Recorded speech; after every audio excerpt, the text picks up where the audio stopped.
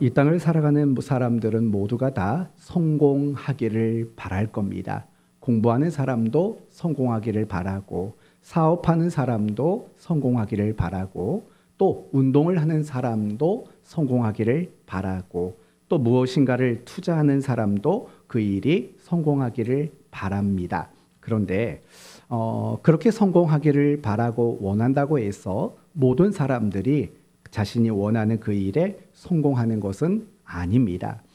우리 주변에 보면 여러 가지 모양으로 성공한 사람들이 꽤 있습니다. 그런데 그렇게 성공한 사람들을 보면은 그 사람들에게는 몇몇 가지의 공통점을 발견할 수 있습니다.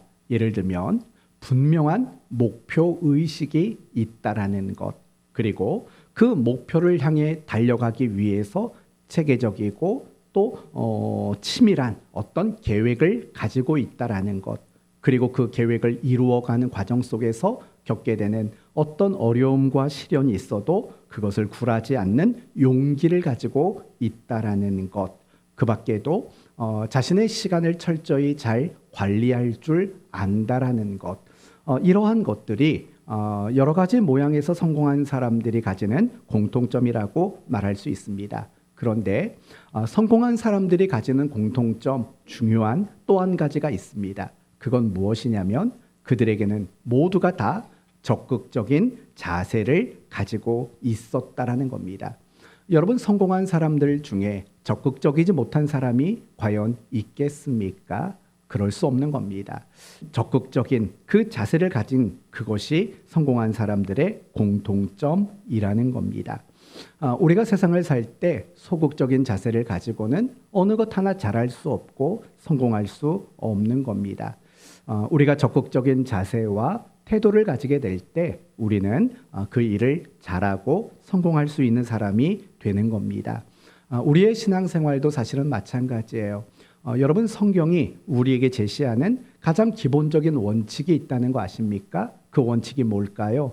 뿌린 대로 거둔다라는 것이 성경이 우리 모두를 향해서 가지는 가장 기본적인 원칙이에요. 뿌린 대로 거두는 거예요. 많이 뿌린 사람은 많이 거두게 되고 적게 뿌린 사람은 적게 거두게 된다라는 거예요. 이것을 다시 다른 말로 말한다면 정말 적극적인 사람, 그 사람이 신앙생활을 더 잘할 수밖에 없는 거예요. 반대로 소극적인 신앙을 가졌을 때 우리의 신앙은 더 잘할 수 없고 자라갈 수도 없게 되는 겁니다. 우리가 새해를 맞이하면서 우리가 이런 마음을 회복하고 싶었습니다. 소극적인 우리의 신앙의 자세, 이것을 내려놓고 조금 더 지난 해보다 조금 더 적극적인 우리의 신앙의 자세와 태도를 회복하고 다짐하는 그런 이 시간이 되었으면 합니다. 오늘 우리가 함께 읽은 본문의 내용은 여러분이 잘 아시는 안식일과 관련된 이야기를 소개하고 있습니다. 어떤 이야기냐? 예수님의 제자들이 밀밭 사이를 지나고 있었습니다. 그런데 때마침 예수님의 제자들이 너무나도 배가 고팠던 겁니다. 그래서 어떻게 했습니까? 그 모퉁이에 남아 있었던 이삭을 손으로 잘랐고 그 이삭의 껍질을 까기 위해서 그 이삭을 손으로 비벼서 먹었습니다. 그런데 제자들이 이삭을 자르고 그것을 비벼서 먹는 그 장면을 누가 보고 있었냐면 2절 말씀을 보니까 바리새인들이 보고 있었다라고 말을 해요. 그리고 그 바리새인들이 그런 제자들의 모습을 보고 예수님에게 이렇게 말하는 거죠. 고발하고 비난의 말을 하는 거죠. 어떻게 말을 합니까? 2절을 보면 당신의 제자들이 안식일에 하지 못할 일을 하나이다 라고 예수님을 향해서 제자들을 고발하고 그리고 비난하는 이런 말들을 하게 되는 겁니다. 그렇다면 지금 바리새인들이 예수님의 제자들을 비난하고 고발하는 진짜 이유는 뭘까요? 혹시라도 이런 이유일까요? 아니, 왜 남의 밭에 들어가서 주인의 허락도 없이 마음대로 그 이삭을 잘라서 먹습니까? 왜 주인의 허락 없이 남의 것을 먹습니까? 이것이 비난받는 행위였을까요? 사실은 그렇지 않습니다. 제자들이 그 이삭을 자르고 그것을 비벼서 먹은 것은 전혀 문제가 되지 않습니다. 예를 들면 레위기 23장에 이런 말씀이 나옵니다. 하나님이 이스라엘 백성들에게 명령하신 거예요. 너희 땅의 곡물을 벨 때에 밭 모퉁이까지 다 베지 말며 떨어진 것을 줍지 말고 그것을 가난한 자와 거류민을 위하여 남겨두라. 이렇게 말을 하는 거예요. 그러니까 추수를 할 때요, 밭에 모퉁이 그리고 추수하다가 땅에 떨어진 이삭들, 이런 것들은 절대로 손대지 말라는 거예요. 왜요? 가난한 자들, 정말 배고픈 사람들, 그리고 나그네들, 그들이 배고픔을 해결할 수 있도록 그 이삭의 그 모퉁이의 것들은 남겨놓아라 라고 이야기하고 있는 거예요. 따라서 이들이, 배고픈 제자들이 그것을 비비고 또 그래서 그러한 것들을 먹는 것은 그렇게 큰 문제가 되지를 않는 거예요. 그렇다고 해서 나 배고프니까 마음대로 남의 밭에 들어가서 먹겠다. 사실은 그것도 잘못된 거예요. 왜냐? 성경은 이런 말씀을 하거든요. 신명기 23장을 보시면 내 이웃의 곡식밭에 들어갈 때에는 내가 손으로 그 이삭을 따도 되느니라. 그러나 내 이웃의 곡식밭에 낫을 대지는 말지니라. 뭘 대지 말래요? 낫은 대지 말라는 거예요. 들어가서 손으로 따서 먹는 것까지는 된대요. 그런데 낫을 대지 말라는 거예요. 그럼 어떤 의미가 그 속에 있을까요? 지금 당장 배고픔을 해결하기 위해서는 따먹어도 되지만 앞으로 내가 배고플 것을 대비해서 그 곡식을 따다가 저장해 놓을 용도로는 따서는 안 된다라는 거예요. 왜냐? 내가 지금 배고파서 그걸 따먹어요. 그러나 또 다른 배고픈 사람을 생각하고 남겨두라고 말하는 거예요. 그래서 낫을 대지 말라는 거죠. 결국은요, 지금 바리새인들이 제자들을 향해서 문제 삼는 것은 남의 밭에 왜 들어갔어? 이걸 문제 삼고 있는 게 아닌 거예요. 그러면 그들이 지금 문제 삼고 있는 것은 뭐냐? 왜 안식일에 일을 했습니까? 라는, 안식일을 어겼다라는 것을 문제 삼고 있었다는 거예요. 그건 무슨 말입니까? 제자들이 이삭을 손으로 잘랐습니다. 그리고 그 껍질을 벗기기 위해서 비벼댔습니다. 이 모든 행위를 무엇으로 간주한 겁니까? 일한 것으로 바리새인들은 간주한 겁니다. 그래서 왜 안식일에 일을 합니까? 라고 예수님의 제자들을 고발하고 비난하는 일들을 바리새인들이 하고 있는 거예요. 그때 예수님은요, 이렇게 반문을 합니다. 그래? 그러면 이건 어떻게 설명할 건데? 라고 말하는 거예요. 그러면서 3절 말씀을 보시면 예수께서 이르시되 다윗이 자기와 그 함께한 자들이 시장할 때에 한 일을 잃지 못하였느냐? 그가 하나님의 전에 들어가서 제사장 외에는 자기나 그 함께한 자들이 먹어서는 안 되는 진설병을 먹지 아니하였느냐라고 말을 해요. 여러분, 이 이야기는요, 사무엘상 21장에 나오는 이야기예요. 다윗은요, 자기 부하 몇 사람과 도망을 다니는 거예요. 왜 도망을 다녔어요? 사울 왕이 죽이려고 했기 때문에 계속 도망을 다녔어요. 아마 며칠을 굶었던 모양이에요. 그때 누구를 찾아가냐면 제사장 아히멜렉을 찾아가게 돼요. 그랬더니 이 아히멜렉이 봐도 다윗과 그 부하들이 먹지 못해서 핍절한 모습을 아마 보았던 것 같아요. 그래서 이 아히멜렉 제사장이 한 일이 뭐냐면 제사장들만 먹을 수 있는 떡, 진설병이라는 것을 가지고 나옵니다. 여러분, 진설병이라는 게 뭐죠? 이스라엘 12지파를 상징하는 12개의 떡덩이를 말하는 거예요. 이거는요, 아무나 먹을 수 있는 게 아니에요. 제사장들, 그들이 먹을 수 있는 음식인 거예요. 그런데 이 아히멜렉이라는 제사장이 어떻게 했냐면 제사장만 먹을 수 있는 그 진설병이라는 떡을 다윗과 그 부하들에게 먹으라고 그걸 갖다 줘요. 그럼 여러분 한번 생각해 보세요. 진설병 규례를 어긴 걸까요? 어기지 않은 걸까요? 어긴 거잖아요. 그건 절대로 성경이 그렇게 명확하게 이야기했거든요. 그 제사장만 먹어야 된다라고 말을 해요. 그것도 제사장도 함부로 먹으면 안 돼요. 거룩한 몸이었던 상태 속에서만 그걸 먹을 수 있다라고 성경은 이야기한다고요. 그런데 제사장이 아니에요. 그런데 다윗과 그의 부하들이 그 진설병을 먹었다라는 거예요. 그러나 중요한 것은 뭐냐? 하나님이 아히멜렉을 책망하지 않았다라는 거예요. 뿐만 아니라 그걸 다윗은 몰랐겠냐고요. 이건 제사장만 먹는 건데 라는 걸 몰랐겠냐고요. 그걸 왜 모르겠어요? 알고 있었죠. 그러나 알면서도 그 떡을 먹은 다윗도 하나님에게 꾸중을 받지 않았다라는 거예요. 하나님도 그것을 문제 삼지 않았다라는 거예요. 율법이 명하는 그 명을 어겼음에도 불구하고 하나님은 아히멜렉에게도 다윗에게도 아무런 벌을 내리지 않고 문제 삼지 않았다라고 이야기를 해요. 이제 그러면서 한 가지 예를 더 들어요. 5절을 보시면 안식일에 제사장들이 성전 안에서 안식을 범하여도 죄가 없음을 너희가 율법에서 읽지 못하였느냐. 무슨 말일까요? 안식일에는 아무 일도 하지 말라고 했어요. 그러나 여러분 제사장들은 안식일에 뭔가 일을 하게 되겠죠. 그런데 그러면 왜 그 일은 해도 되느냐라고 예수님이 반문하고 있다라는 거예요. 결국 지금 예수님께서는 무엇을 말하냐면 지금 바리새인들이 고발하고 비난하고 있는 그 내용이 굉장히 잘못된 것이라고 언급하고 있어요. 예수님이 그렇게 언급하실 수 있었던 결정적인 이유는 뭐냐? 8절이에요. 8절을 보면 인자는 안식일의 뭐랍니까? 주인이랍니다. 도대체 무슨 뜻일까요? 안식일의 주인. 내가 하나님이야. 내가 안식을 제정한 존재야 라는 말도 있겠죠. 하지만 그 속에는 더 중요한 뜻이 담겨져 있죠. 이런 뜻이 담겨져 있는 겁니다. 하나님이 안식일을 제정하신 그 궁극적인 의도와 의미를 나는 너무나도 잘 안다 라고 그렇게 말씀하고 있다라는 거예요. 그렇다면 이제 오늘 이 본문을 가지고 우리가 생각해 봐야 될 것은 이런 것들이에요.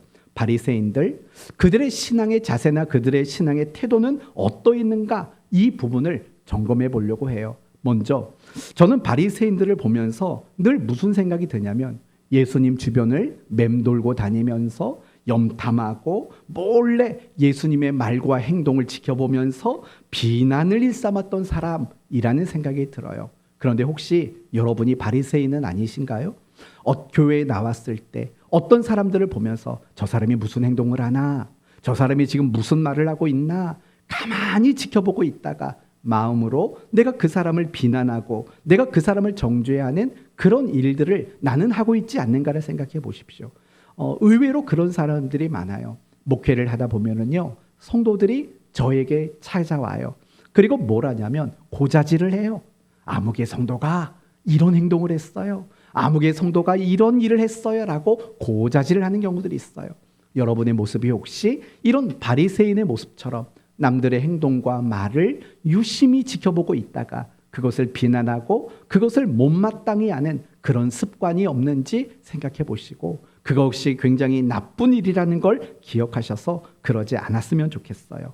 그리고 이 바리새인들의 신앙의 모습을 보면 결국 우리가 볼 수 있는 건 그거예요. 그들은 안식일에 하지 못할 일을 왜 합니까? 라고 말했다라는 거예요. 무슨 말일까요? 이런 뜻이에요.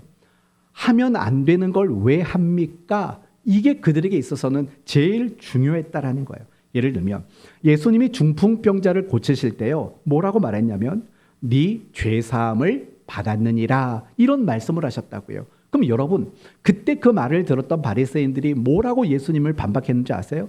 아니 왜 하지 말아야 될 말을 합니까? 라고 이야기를 했어요. 여기서 주목할 건 그거예요. 하지 말아야 하는 그 말을 왜 합니까? 예요.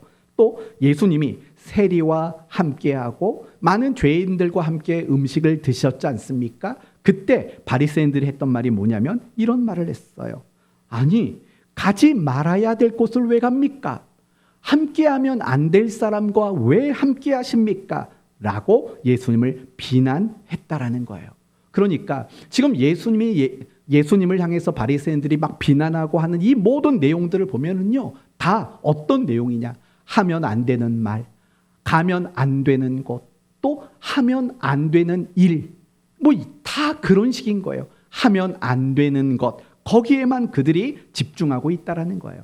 결국 이 바리새인들의 신앙의 목표는 뭐냐? 한마디로 말한다면 하지 말아야 되는 것을 안 하는 것, 그것이 그들에게 있어서 최고의 신앙의 목표였다라는 거죠. 그렇다면 그러한 그들의 신앙의 목표를 보면서 우리가 확연히 알 수 있는 것은 뭐냐? 그들은 절대적으로 적극적인 신앙은 아니었다라는 거예요. 하지 말아야 되는 것을 안 하는 것으로 만족하는 대단히 소극적인 신앙의 자세를 그들이 가지고 있었다라는 거예요. 결국 이렇게 소극적인 신앙의 자세를 가진 사람들은요, 자기를 증명하고 자기를 옳다고 나타내는 방법이 없어요. 왜냐?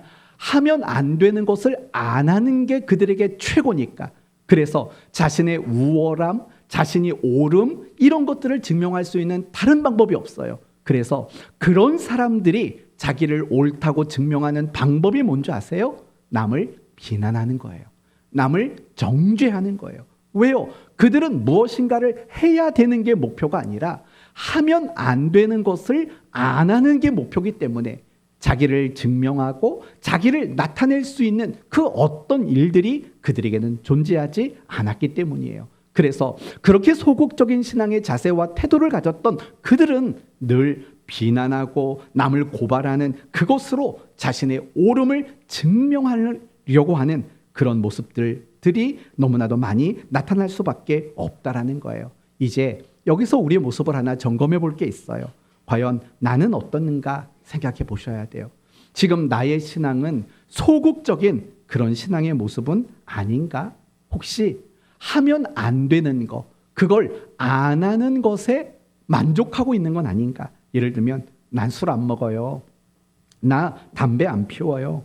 나 욕 안 해요. 나 도둑질 안 했어요.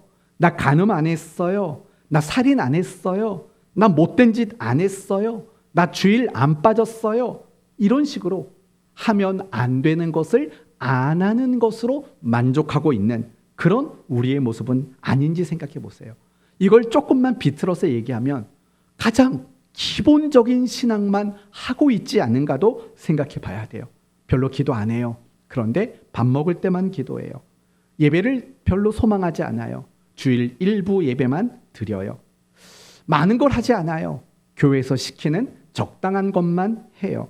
만약에 겨우 이런 우리의 모습이라면 어쩌면 우리의 신앙의 모습도 바리새인과 같이 대단히 소극적인 신앙의 자세일 수도 있다라는 거예요. 그러나 저와 여러분 모두가 이렇게 소극적인 신앙의 자세를 갖지 않았으면 좋겠어요. 왜냐하면요, 하나님은 그런 자세를 원하지 않거든요. 우리가 잘 아시는 유명한 성경 구절, 너는 마음을 뭘까요? 다하고 뜻을 다하고 힘을 다하여. 여러분, 이 구절 하나만 놓고 봐도요, 정말 하나님이 우리에게 바라는 것은 적당히도 아니고 조금 소극적인 것도 아니에요. 마음과 뜻과 정성과 힘을 다하고 라고 말하는 그러한 것들을 하나님은 우리에게 원하고 계세요. 그리고 또 중요한 것은 뭐냐? 우리가 이렇게 소극적인 신앙을 가지게 될 때 우리의 신앙에는 아무런 유익이 생기지를 않는다라는 거예요. 우리의 신앙이 더 나아질 수가 없다라는 거예요. 그래서 우리 모두가요, 정말 반성하는 마음으로 지난 한 해를 뒤돌아봤으면 좋겠어요. 나는 25년도 나의 신앙의 자세는 혹시 바리새인처럼 소극적인 그런 신앙의 모습은 혹 아니었을까 점검해 보셔야 돼요. 그리고 꼭 기억하셔야 돼요. 그런 소극적인 자세가 늘 주님이 꾸중하는 내용이었다라는 것을 말입니다. 마태복음 23장을 보면 바리새인들을 늘 꾸중했던 것도 그들의 소극적인 거예요. 너희가 이것과 이것과 이것은 했지만 더 중한 바 의와 인과 신은 버렸도다. 소극적인 것에 대한 꾸중이었어요. 계시록 3장에도 라오디게아 교회를 향해서도 그렇게 말했죠. 내가 이같이 미지근하여 뜨겁지도 아니하고 차지도 아니하여 내 입에서 너를 토하여 버리겠다. 이것도 역시 소극적인 그들의 자세에 대한 주님의 책망이고 꾸중이었다라는 거죠. 이사야서 1장에도 똑같은 얘기가 나와요. 너희가 무수한 재물을 가지고 내게 나왔지만 뭐만 밟고 갔답니까? 내 마당만 밟고 갔도다라고 말하는 거예요. 그들이 재물은 갖고 나왔지만 하나님과의 어떤 적극적인 만남과 관계는 이루어지지 않았어요. 마치 그냥 발로 도장만 딱 찍고 그렇게 돌아갔다라는 것이 그들의 꾸중의 내용이었어요. 성도 여러분, 우리의 신앙의 모습을 점검하시고 이제 소극적인 우리의 신앙의 모습에 다시 한번 여러분이 경각심을 가질 수 있게 됐으면 합니다. 이제 예수님의 모습을 보시면은요, 너무 분명한 게 드러나고 있어요. 뭐냐? 3절을 보시면 예수께서 이르시되 다윗이 자기와 그 함께한 자들이 시장할 때에 뭘 읽어보지 못했대요? 한 일이라는 말을 썼어요. 아까 바리새인들은 뭐라고 말을 했죠? 하지 못할 일이라는 말을 썼어요. 근데 예수님은 다윗과 그가 함께했던 사람들, 그들이 한 일을 너희가 알지 못하느냐, 이렇게 이야기하고 있다는 거죠. 결국 지금 예수님의 신앙의 모습은 바리새인과 전혀 달랐다라는 거예요. 바리새인들은 하면 안 되는 것에 초점을 두고 목표를 뒀다면, 예수님께서는 자신이 해야 되는 일에 초점과 목표를 가지고 있었다라는 거죠. 이게 11절 이하로 넘어가 보시면 더 정확히 나타나요. 11절, 예수께서 이르시되 너희 중에 어떤 사람이 양 한 마리가 있어 안식일에 구덩이에 빠졌으면 끌어내지 않겠느냐? 사람이 양보다 얼마나 더 귀하냐? 그러므로 안식일에 선을 뭐하는 게? 행하는 것이 옳으니라. 지금 예수님은 안식일에 아무것도 안 하는 게 잘난 게 아니라 안식일에 선을 행하는 것이 옳다라고 지금 강력하게 말씀하고 있다라는 거예요. 예수님이 그 모습이 바리새인의 모습과는 굉장히 상반된다라는 것을 우리는 알 수 있는 거예요. 맞아요. 예수님의 그 신앙의 모습은 늘 적극적인 모습이었다라는 거예요. 이 부분을 여러분에게 조금만 더 설명해 볼게요. 하나님은 분명히 구약 성경에 안식일을 기억하여 거룩하게 지키라고 말씀하셨어요. 그리고 그 안식일에는 너와 내 자녀와 내 집안에 있는 모든 사람들이 아무 일도 하지 말아야 한다라고 말씀하셨어요. 그렇다면 여러분이 생각해야 될 게 있어요. 이 안식일을 지키라는 이 말씀 속에 정말 중요한 목적은 뭘까요? 그 7일째 되는 날 일 안 하는 게 목적일까요? 아니면 해야 될 일을 하는 것이 목적일까요? 무엇을 더 중요하게 하신 말씀이라고 여러분은 생각하실까요? 분명히 생각해 보셔야 돼요. 안식일에 아무 일도 하지 말아라. 아무것도 안 하는 게 궁극적인 목적으로 주어진 계명은 분명히 아니에요. 왜냐? 그 안식일에 일을 하지 않는 이유가 뭐냐? 하나님을 전심으로 섬기기 위함이고 이웃을 적극적으로 사랑하기 위해서 아무 일을 하지 말라고 말하는 거예요. 그러면 결국 이렇게 말할 수 있는 거예요. 안식일에 일하지 말라고 했을 때 이 단어를 포함시키면 돼요. 안식일에 자기를 위한 일을 하지 말라는 거예요. 그러나 이 말은 뭐예요? 안식일에 하나님을 위한 일, 그리고 우리의 이웃들, 그들을 위한 일들을 위해서는 정말 힘쓰고 애써야 된다라고 말씀하고 있다라는 거예요. 지금 바리새인들은 그 율법 안식일에 일하지 말라라는 그 계명이 의미하는 궁극적인 목적을 그들은 알지 못했다라는 거죠. 이걸 우리식대로 좀 알아먹기 쉽게 말하면 이렇게 말할 수 있을 것 같아요. 선생님이 아이들에게 수업 시간에요 이렇게 말했다고 쳐보세요. 떠들지 마, 졸지 마. 만약에 선생님이 아이들에게 이렇게 말했다면 그 궁극적인 목적은 뭘까요? 안 떠드는 거 또는 졸지 않는 게 궁극적인 목적일까요? 선생님이 그걸 목적으로 말했을까요? 아니라는 거예요. 선생님은 무엇을 목적으로 말했냐? 집중해서 공부 좀 하자. 이게 궁극적인 목적 아닐까요? 또는 엄마와 아빠가 자녀들에게 이런 말을 잘하죠. 스마트폰 좀 그만 봐. 게임 좀 그만해. 라고 말을 많이 한다고요. 저도 많이 하고 민우 웃는 거 보세요. 은찬이랑. 왜 웃겠냐고요.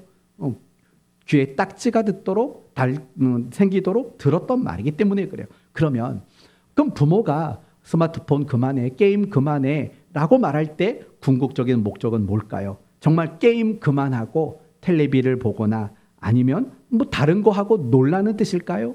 그게 궁극적인 목적은 아니죠. 이제 공부 좀 해. 아니면 적어도 너에게 유익이 될 만한 어떤 일을 해야 되지 않겠니? 라는 그 더 중요한 의미와 목적이 그 속에 담겨져 있는 거 아니겠어요? 여러분, 우리가 주일을 지키는 것은 정말 목숨처럼 여길 줄 알아야 돼요. 그러나 우리가 주일을 지킨다라는 말은 단지 주일날 예배 시간을 빼먹지 않는 게 목적이 아니에요. 우리가 주일을 지킨다라는 가장 궁극적인 목적은 뭐냐? 내가 진정한 예배자로 살아가는 거예요. 그게 우리가 주의를 지키는 가장 궁극적인 목적이고 이유 아니겠어요? 성경을 보면 우리에게 하지 말라고 말씀하시는 것들이 많아요. 우상 숭배하지 마, 미워하지 마, 살인하지 마, 거짓말하지 마 라고 하지 말 것을 말해요. 그러면 정말 성경이 우리에게 뭔가를 하지 말라고 말씀하셨을 때 그 자체를 안 하는 것이 목적이었을까요? 그렇지 않지요. 우상을 숭배하지 말라고 말씀하셨을 때 가장 궁극적인 목적은 하나님만 잘 섬겨, 이게 궁극적인 목적으로 담겨 있는 거 아니겠어요? 또 이런 거는요, 미워하지 마, 단지 미워하지 않는 것이 목적으로 주신 말씀이 아니라 이제 사랑하는 자가 되어야 된다라는 목적으로 주신 말씀이겠죠. 살인하지 마, 사람 안 죽이는 것 자체가 목적이 아니라 그 사람을 돕고 섬기는 자가 되라는 적극적인 요구인 거죠. 거짓말하지 마도 마찬가지예요. 거짓말 안 하는 게 목적이 아니라 진실되게 말할 줄 아는 사람이 되는 게 궁극적인 요구고 목적 아니겠습니까? 성경은 그래서 이런 말이 나오는 거예요. 로마서 12장 말씀을 보시면 너희는 이 세대를 본받지 말고 라고 말을 해요. 이 세상 본받지 마 이렇게 말했어요. 근데 그게 궁극적인 목적일까요? 아니에요. 이렇게 덧붙여요. 오직 마음을 새롭게 함으로 변화를 받아 하나님의 선하시고 기뻐하시고 온전한 뜻이 무엇인지 분별하도록 하라. 변화를 받는 거예요. 그게 궁극적이에요. 세상을 본받지 말라는 것은 하나님의 뜻대로 변화를 받으라는 것이 궁극적인 요청사항이라는 거예요. 이게 에베소서 4장으로 가면 더 기가 막히게 잘 나와요. 먼저 에베소서 4장의 22절 이하를 보면 옛사람을 벗어버려라 라고 말해요. 그러면서 그 뒤에 붙어 나오는 말이 뭔지 아세요? 새 사람을 입으라예요. 그러니까 옛사람을 벗어버리는 게 궁극적 목적이 아니에요. 옛사람을 벗어버리라는 목적이 뭐예요? 새 사람을 입기 위해서 그런 말씀을 하신 거예요. 또 계속해서 이렇게 말을 해요. 거짓을 버리고 참된 것을 말하라. 도둑질하지 말고 가난한 자들에게 구제하라. 더러운 말 하지 말고 덕을 세우는 데 말하라. 악독을 버리고 불쌍히 여기고 용서하라. 결국 이 모든 성경의 요구들은 뭐냐? 소극적으로 하지 않는 것에서 멈추는 것이 아니라 그것을 넘어서서 내가 해야 될 것을 찾아가는 적극적인 그런 신앙의 자세로 나가야 될 것을 우리에게 말씀하고 있다라는 거예요. 저는 여러분이 인생을 살면서 모든 일에 적극적인 자세가 있었으면 좋겠어요. 우리 학생들 공부할 때 정말 적극적인 마음을 가지고 공부하시고, 사업을 하시는 분들도 정말 뭔가 적극적인 자세를 가지고 그 사업을 하셨으면 좋겠어요. 가정일들도 마찬가지예요. 가정일들도 정말 적극적인 모습으로 가정일을 돌봤으면 좋겠어요. 그러나 더불어서 여러분에게 말씀드리고 바라고 싶은 건 그거예요. 우리의 신앙생활 속에서도 적극적인 신앙의 자세가 있었으면 좋겠어요. 적당히도 아니고 그냥 마지 못해서도 아니고 우격다짐으로 하는 것도 말고 정말 적극적으로 하나님 앞에 우리의 믿음의 삶을 살아갔으면 좋겠어요. 몇 개만 예를 든다면 저는 여러분이 예배에 적극적인 사람이 되었으면 좋겠어요. 미리 예배 시간에 일찍 나와서 예배를 위해 기도하고, 오늘 본문이 어디지? 펴서 먼저 읽고 먼저 묵상하고. 제가 예전에요, 교회를 개척하고 나서 성도들이 예배 시간에 아멘을 너무 크게 해가지고 제가 하지 말라고 그런 적이 있어요. 특히 우리 교회 전도사님 한 분이요, 말끝마다 아멘을 해요. 근데 목소리가 얼마나 큰지 제가 나중에 뭐라 그랬어요. 박자부터 맞추라고. 그 아멘을 해야 되는 박자가 있는 거잖아요. 근데 말하고 있는데 중간에 아멘을 하도 하니까 이게 참 맥을 끊어놓더라고요. 그래서 제가 아멘도 좀 적당히 하세요. 제가 그렇게 비슷하게 말한 적이 있어요. 그랬더니 아예 요즘에는 하질 않아요. 그래서 여러분에게 다시 옛날 일들을 반성하면서 말씀을 드릴게요. 큰 목소리는 말고 입만 뻥끗하시면 돼요. 작은 모습으로라도 다시 말씀을 들을 때 여러분이 아멘 할 수 있는 그런 모습이 있었으면 좋겠어요. 찬양도 마찬가지예요. 찬양도 립싱크 하지 마시고 립싱크가 뭔지 아시죠? 우리가 함께 박수치며 찬양합시다. 우리 손을 들고 찬양합시다. 일어서서 찬양합시다 하면 좀 불편할지라도 여러분이 한번 적극적으로 그렇게 여러분이 찬양을 드렸으면 좋겠어요. 큐티도 마찬가지예요. 제가 우리 성도들을 보면서 참 흐뭇한 건 뭐냐면 경건 프로그램을 참 열심히 잘하세요.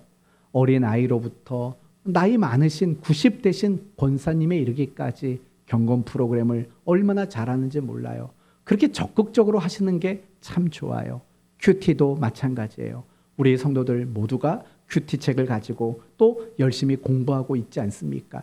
그래서 셋째 주일에는요, 여러분이 큐티하는 그 큐티 책 속에 있는 소그룹 큐티 내용을 가지고 한번 모임을 가져보려고 해요. 그래서 더 풍성한 은혜를 나눴으면 좋겠어요. 그런데 큐티가 저는 여러분에게 이렇게 적극적이어졌으면 좋겠어요. 예를 들면 그냥 본문 읽고 거기에서 해설해 주는 거 밑줄 좀 긋고 생각나는 거 몇 단어 적어놓고 그렇게 큐티에 맞춰놓지 마시고, 그리고 오른쪽 페이지에 보면 항상 그거 나오죠. 내가 옛날에는 외도하고 폭행하고 맨날 그런 얘기들 나오잖아요. 나는 그런 사람 아니야. 여기로 안심하지 마시고, 저는 여러분이 큐티를 그렇게 했으면 좋겠어요. 예를 들면 여러분이 큐티를 하시고 내가 무언가를 실천하고 적용하겠다라는 마음을 품으실 거 아니에요? 그러면 그걸 적어 놓으시고 하루 종일 노력하시고 여러분이 잠드실 때 내가 적용하고 실천하기로 했던 것들 난 지켰나? 그런 걸 한 번 더 점검해 보는 그런 적극적인 큐티 생활이 여러분에게 있었으면 좋겠어요. 기도 생활도 마찬가지로 생각이 들어요. 아니, 기도가 뭘 얼마나 적극적으로 해야 됩니까? 큰 소리로 하라는 말입니까? 그런 말은 아니에요. 물론 우리가 함께 모여서 기도할 때는 큰 소리로 부르짖어 기도해야지요. 그러나 여러분이 소리내어 기도하지 않으셔도 괜찮아요. 그러나 적극적이었으면 좋겠어요. 어떻게 해요? 난 뭘 기도해야 될까? 지금 내가 기도하고 있는 이 기도 제목보다 더 하나님 앞에 옳은 기도 제목은 없을까? 라는 끊임없는 질문. 제가 새벽 예배를 드릴 때마다 자주 그런 말씀을 드려요. 기도 제목은 늘 고쳐져 가야 합니다. 라는 말씀을 자주 해요.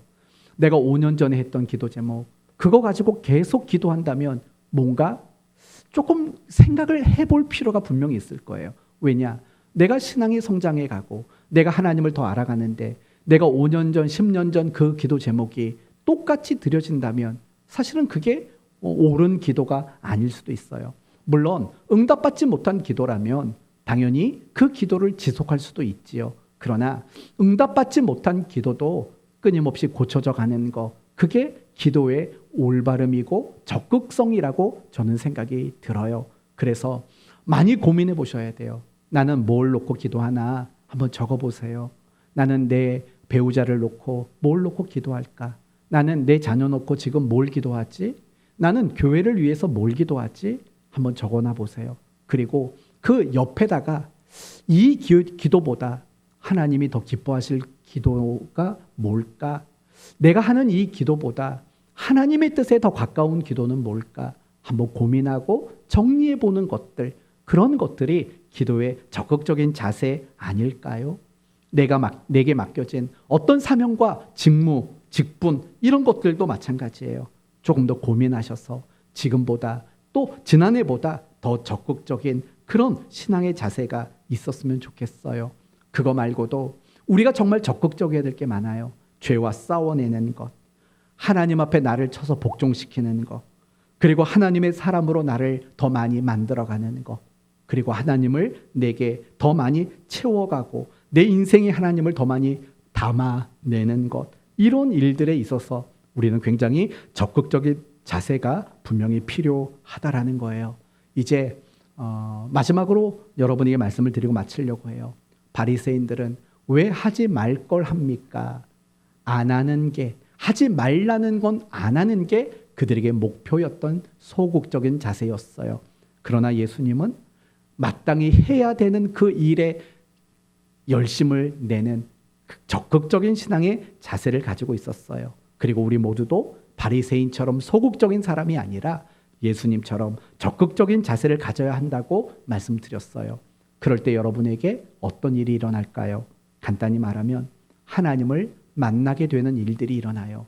그리고 하나님을 경험하게 되는 일들이 일어나요. 그 결과는 여러분이 자라가고 여러분이 더 성장해 가는 일들이 일어나게 된다라는 거예요. 바리새인들은 하나님을 경험했을까요? 그들은 하나님을 경험하지 못했어요. 늘 자기들 주변에서 누군가가 하나님을 경험하는 그 경험을 지켜볼 뿐이었고 그것을 부러워할 뿐이었지. 바리새인들은 하나님을 경험하지 못했어요. 그러나 예수님은 어땠을까요? 예수님은 늘 하나님을 경험하시는 인생이었어요. 이렇게 생각해 보세요. 만약에 예수님이 바리새인들처럼 소극적인 사람이었다면 중풍병자, 온갖 병든 자, 나병 환자들 그들이 고침받을 수 있었을까요? 그런 일 없었을 거예요. 예수님이 만약에 바리새인처럼 소극적인 자세였다면 세리였던 마태가 주님의 제자가 될 수 있었을까요? 그럴 수 없었을 거예요. 적극적인 자세를 가질 때 하나님을 더 알게 되고 하나님을 더 만나고 경험하게 되는 이런 일들이 일어나는 거고 그 결과 우리의 신앙이 더욱더 풍성하게 성장해 가게 된다라는 거예요. 그러므로 저는 여러분 모두가 적극적으로 신앙생활하는 사람들을 보고 또 그들이 하나님을 경험하는 것을 보고 단지 부러워만 하지 마시고 여러분도 적극적인 신앙의 자세를 가져서 새해에는 정말 날마다 하나님을 알아가고 하나님을 경험하게 되는 여러분 모두가 되었으면 합니다. 이것을 위해서 한 가지를 제안할게요. 지금보다 더 크고 높은 신앙의 목표를 가지시기 바랍니다. 예를 들면 이런 거예요. 100점이 목표인 학생과 25점이 목표인 학생, 누가 공부하는 일에 적극성을 띨까요? 당연히 100점이에요. 25점이 목표이면은요, 절대로 적극적일 필요가 없어요. 사지선다 중에 1번만 끝까지 답을 다 써도 대략 25점은 나오지 않겠어요? 그러나 100점이 목표이면 그 사람은 적극적인 사람이 될 수 있는 거예요. 우리도 똑같아요. 어쩌면 내가 신앙이 적극적이지 못한 것은요, 내 수준에서 또는 내가 불편하지 않는 범위 안에서 지킬 수 있는 목표만 가지고 있었기 때문일 수도 있어요. 그러므로 적극적이기 원하는 만큼 더 크고 더 높고 더 수준 있는 그런 신앙의 목표를 여러분이 가지셨으면 좋겠어요. 그래서 성경은 이렇게 목표를 제시하지요. 내가 거룩하니 너희도 거룩하라. 하나님이 자기 백성들에게 주신 목표가 뭔지 아세요? 하나님 자신이에요. 나처럼 돼봐. 그게 하나님이 자기 백성들에게 주신 신앙의 목표예요. 이 이야기는요, 셋째 주 주일에 여러분과 다시 한번 나누도록 하겠습니다. 이제 말씀을 마치겠습니다. 주님은 우리가 뭔가 하지 말아야 될 것을 안 하는 소극적인 자세를 원하지 않습니다. 도리어 예수님처럼 적극적인 신앙의 자세를 갖기 원하십니다. 이것을 위해서 예수님은 우리에게 더 크고 더 높은 목표를 가지라고 말씀하십니다. 그럴 때 하나님을 더 알아가고 하나님을 더 경험하게 되는 기쁨이 있는, 감사가 있는, 하나님이 내 안에 담아지게 되는 그런 귀한 성도의 삶이 될 줄로 믿습니다. 이제 새해에는 내가 어떤 목표를 가져야 하는지 분명히 세우시고 적극적인 신앙의 자세로 날마다 하나님을 경험하는 한 해 되시기를 예수님 이름으로 축원드립니다. 아멘.